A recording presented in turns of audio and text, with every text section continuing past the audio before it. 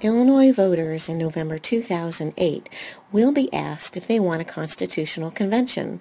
A con is a group of elected delegates that meets to consider changes to the Illinois Constitution. Any changes must then be approved by the voters. The last con was held in 1970, producing the current Constitution. Join me as I talk with Charlie Wheeler of the University of Illinois at Springfield and Jim Reed, IEA Director of Government Relations. I mean, on the one hand, there's the argument that periodically we should refresh ourselves and come up with a new basic document because there's certain flaws, if you will, there's certain weaknesses that have developed over time, over the past darn near 40 years with the existing document, and we should have a convention to cure those. On the other hand, there's the argument that if you have a full-blown convention, there's the possibility of losing some things that are in the Constitution that are good. And to the extent that there are problems, those can be resolved through the amendment process. In other words, if it's not broke, you don't really need to fix it. A convention could decide, okay, we're only going to tweak the existing document. Or it could say, we're going to write a totally new document. And that's what happened in the summer of 1970 with the 6th Illinois Constitutional Convention.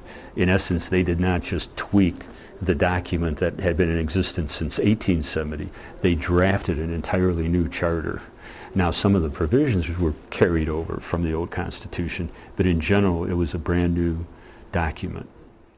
It's interesting because in the education article of the 1970 Constitution says the state has the primary responsibility for funding a high-quality system of public education. Interestingly enough, the debate at the convention in the education committee and around this issue wasn't so much what's the appropriate level. I guess in a sense it was, but the points of view were whether the state should pay the whole cost or pay a substantial portion of it. I don't think anyone envisioned the state paying about a third of it, which is what the existing situation is. And in fact, the language that was written, giving the state primary responsibility, people at the time thought primary responsibility means 1/2 plus $1. In other words, the largest chunk of it. But historically, we've never been there.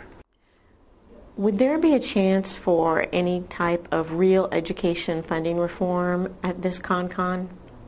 As I say, education funding will certainly be a question.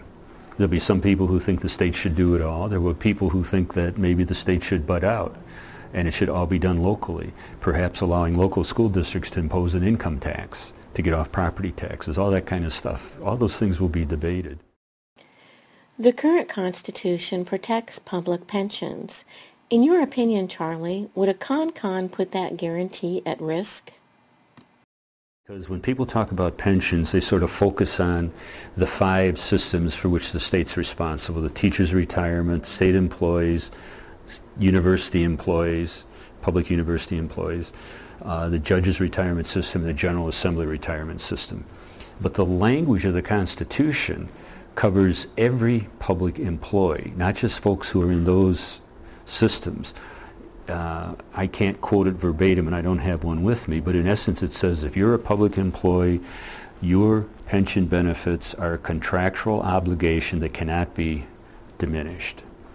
And so if they were to somehow or other put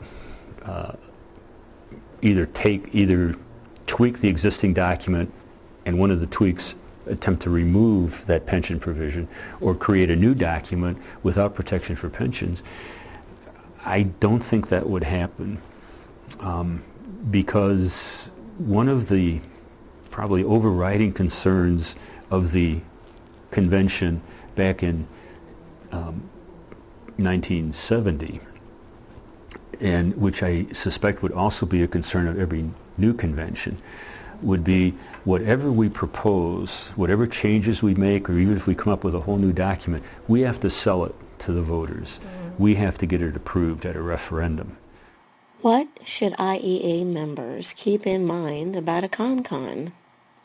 There are a lot of smaller groups and constituencies out there that have a very narrow focus that would want to make those issues, their issues, ones that are addressed in the Constitutional Convention, ones that we have to sort of balance. And so I would say that look at all the issues, and certainly the Government Relations Department will help in that endeavor, but to look at all the potential issues out there and then say to themselves, if we were to have a Constitutional Convention and education and reform funding was not one of those issues addressed, would you still be in favor of a Constitutional Convention?